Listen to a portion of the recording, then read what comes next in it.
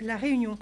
Alors, je donne tout de suite la parole à Madame Sophie Panonac, rapporteure pour avis sur les crédits du programme Protection de l'environnement et prévention des risques, pour une dizaine de minutes, puis à Monsieur Christophe Arendt pour une dizaine de minutes également.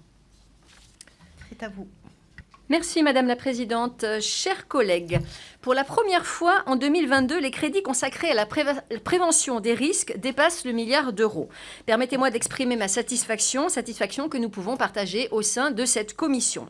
Satisfaits, nous le sommes, mais inquiets aussi face au dérèglement climatique. Mettre plus de moyens dans la prévention des risques signifie que nous sommes déjà confrontés à une situation qui se dégrade bien plus vite et bien plus fort que nous n'avions imaginé.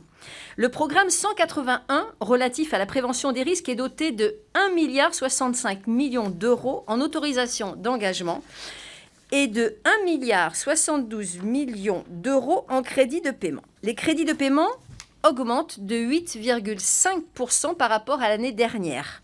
Le budget inscrit dans le projet de loi de finances pour 2022 pour le programme 181 ne doit pas se lire comme en diminution pour les autorisations d'engagement par rapport à 2021.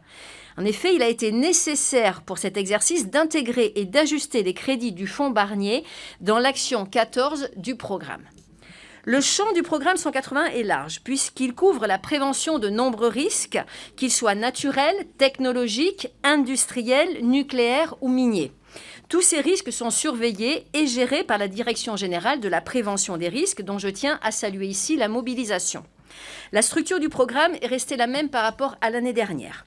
Le programme contient en effet 7 actions, dont certaines sont relativement nouvelles, à savoir l'action 12 portant sur la subvention de l'ADEME, appelée désormais l'Agence pour la transition écologique, l'action 13 portant la subvention de l'Institut national de l'environnement industriel et des risques, et l'action 14 qui a intégré en 2021 le Fonds de prévention des risques naturels majeurs, dit Fonds Barnier, sur le budget de l'État. Ce programme, de par la diversité des formes de risques qu'il entend identifier, prévoir et prévenir, est à la fois ambitieux, cohérent et essentiel. Cette année, pour la première fois, aucune des actions ne voit ses crédits de paiement diminuer. Cela témoigne de l'effort budgétaire que l'État consent pour préserver les moyens d'action des administrations et des opérateurs, in fine pour mieux protéger la population et les équipements des collectivités locales. Pour entrer davantage dans le détail du programme, je voudrais appeler votre attention sur plusieurs éléments. Des efforts constants sont réalisés pour les zones où des risques industriels sont identifiés, soit couverts par un plan de prévention des risques technologiques et industriels. Une partie des crédits de l'action 1 est dédiée à l'élaboration de ces plans de prévention.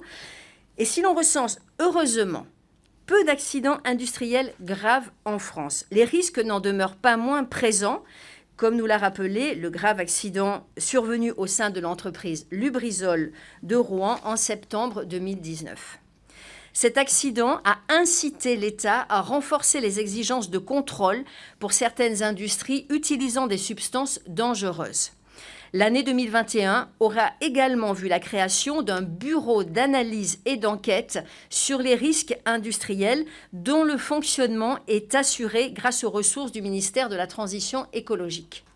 Je souhaite, étant engagée depuis longtemps sur les questions du transport maritime et de développement durable des grands ports maritimes français, appeler l'attention des services de l'État sur la présence et le stockage de produits dangereux sur le périmètre des grands ports maritimes. Le contrôle des installations classées pour la protection de l'environnement est également un point de vigilance. Le confinement provoqué par l'épidémie de la Covid-19 a particulièrement, en 2020, entravé le fonctionnement courant d'un grand nombre de sites, ce qui n'a pas empêché les contrôles sur place. La Direction générale de la prévention des risques indique qu'il en a été de même pour l'année 2021. Les crédits de l'autorité de sûreté nucléaire sont également maintenus, le contrôle des installations constituant un impératif en termes de sûreté et de maîtrise du risque. Le budget de l'ASN en crédit de paiement est en très légère augmentation cette année par rapport à la loi de finances pour 2021. 900 000 € seront consacrés à renforcer les moyens informatiques et de télécommunication de l'autorité. Les équivalents temps plein sont portés quant à eux à 445 sous plafond. J'en arrive aux risques naturels qui constituent l'autre pan majeur de la prévention des risques. Parmi ces risques, on compte aussi bien le risque inondation que la submersion marine, l'incendie, les mouvements de terrain, le risque sismique et volcanique et les avalanches. Comme vous le savez, je ne manque pas une occasion de rappeler qu'un autre phénomène naturel, qui n'est pas considéré comme un risque naturel majeur, fragilise les côtes littorales et met en danger les biens, les personnes, les infrastructures collectives, les activités économiques et touristiques, à savoir l'érosion côtière. En effet, l'érosion côtière est responsable du recul du trait de côte. Selon les climatologues, la survenance des différents risques sera de plus en plus fréquente et les catastrophes naturelles de plus en plus sévères en raison du changement climatique. C'est pourquoi l'effort financier doit être maintenu, mieux renforcé. C'est le cas cette année puisque les crédits de paiement de l'action 10, prévention des risques naturels et hydrauliques, augmentent de 3,6% par rapport à l'année dernière. Le budget 2022 marque aussi la deuxième année de la budgétisation du Fonds de prévention des risques naturels majeurs, dit Fonds Barnier, qui jusque fin 2020 était géré par la Caisse centrale de réassurance. Dans la loi de finances pour 2021, le fonds avait été doté de 205 millions d'euros en crédit de paiement. Cette année, le PLF pour 2022 inscrit 235 millions d'euros disponibles en autorisation d'engagement et en crédit de paiement. 30 millions d'euros sont spécifiquement réservés à la prise en charge financière des dégâts provoqués par la tempête Alex. Cette dotation ne présage pas totalement de l'utilisation du fonds qui pourrait être davantage sollicité par les collectivités locales. On pourrait s'interroger à terme sur la prise en charge financière des actions de prévention des risques naturels et donc de réduction de la vulnérabilité en augmentant les recettes et donc les crédits que le budget de l'État peut y consacrer. Un relèvement de la taxe sur les primes d'assurance comprenant une protection contre les catastrophes naturelles de 12 à 15% pourrait être envisagé. On pourrait aussi s'interroger sur une intégration du risque érosion côtière associé au risque de submersion marine dans le champ du Fonds Barnier. Le programme 181 apporte également depuis 2018 un soutien à l'économie circulaire et au développement des énergies renouvelables à travers le financement de l'ADEME. Ce budget est en augmentation dans le PLF 2022. La subvention pour charges de service public dédiée à l'ADEME s'élèvera donc à 598 millions d'euros contre 550 en 2021. L'agence dispose ainsi d'un budget important. Par ailleurs, elle bénéficie dans le cadre du plan de relance de 1,3 milliard d'euros pour la période 2020-2022. J'en viens maintenant au thème qui a retenu plus particulièrement mon attention cette année, la gestion du risque de submersion marine et un peu plus généralement du risque d'inondation.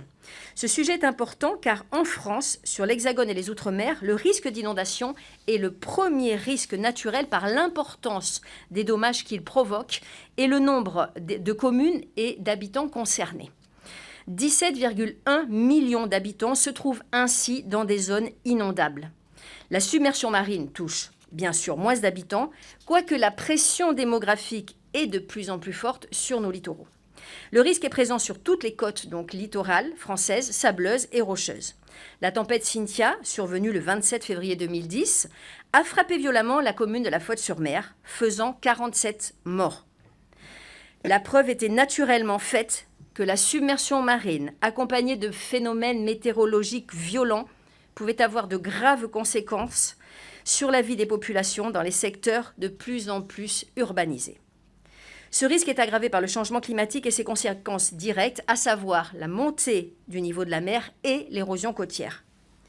Pour faire face, il existe un large éventail de dispositifs de prévision, de prévention et d'alerte, qu'il s'agisse des plans de prévention de risques naturels ou des programmes d'action pour la prévention des inondations. À ce stade, je souhaite insister sur plusieurs points qui sont ressortis des auditions que j'ai menées et de l'étude des dispositifs existants.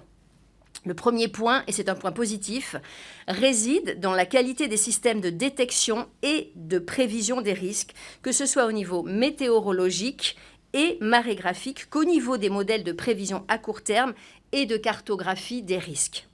Néanmoins, les différentes entités en charge de ces sujets, que je veux citer entre autres Météo France, le CHOM ou le CEREMA, cherchent à améliorer leurs outils de calcul et de modélisation. Cela nécessite bien évidemment des moyens importants et c'est dans ce sens que je vous présenterai tout à l'heure un amendement visant à renforcer les moyens de Météo France pour financer l'achat de 3 houlographes prioritaires, un sur le Pertuis charentais et 2 à La Réunion. D'autre part, il s'agit également dans cet amendement de prévoir l'entretien des houlographes existants en Outre-mer. Concernant les acteurs chargés de la prévention et de la gestion du risque d'inondation ou de submersion, il existe de nombreux dispositifs qui permettent aux services de l'État, aux élus locaux, aux acteurs de terrain de disposer d'informations sur les risques correspondant à leur territoire. Et je veux citer Vigicru et Vigicru Flash. Si ces informations sont indispensables pour alerter et anticiper, elles doivent impérativement être complétée par une politique de sensibilisation du grand public et en priorité les populations exposées aux risques inondation et submersion. Malgré les informations disponibles en mairie ou sur Internet, les campagnes de prévention ou les exercices grandeur nature, de nombreux acteurs auditionnés déplorent un manque de culture du risque en France. Il me semble que la sensibilisation des citoyens sur l'Hexagone et les Outre-mer passe par l'entretien de la mémoire des événements passés, par des actions en milieu scolaire, par des formations dans les collectivités territoriales à la fois des agents et des élus.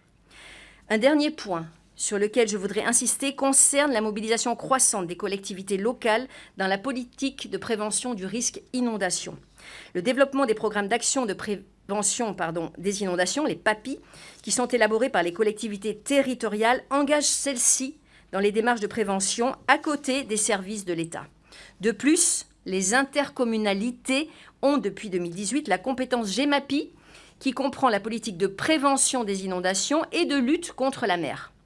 Les intercommunalités en charge de la GEMAPI, EPCI, établissement public ou syndicat mixte à fiscalité propre, sont conduites à devenir gestionnaires des systèmes d'endiguement et porteurs des PAPI. Au vu du nombre de l'État et des besoins futurs en termes d'ouvrages de protection, cet engagement des collectivités territoriales va devoir s'accompagner d'un effort financier important. On peut s'interroger sur le caractère adapté de la taxe GEMAPI par rapport aux besoins. Il est donc important qu'à travers le fonds Barnier et l'action des administrations de l'État, les collectivités soient soutenues en termes d'expertise, de formation et d'accès aux moyens financiers qui ne relèveraient pas de leurs ressources propres. Pour terminer mon intervention, je souhaite remercier Olivier Sanson, jeune administratrice de l'Assemblée nationale, qui m'a accompagnée dans la construction de ce rapport. Permettez-moi pour conclure en nous encourageant tous vraiment à rester vigilants, à rester mobilisés et actifs pour financer la protection des risques. Il en va de notre responsabilité et je vous remercie pour votre attention. Merci beaucoup, Madame la rapporteure. Monsieur le rapporteur.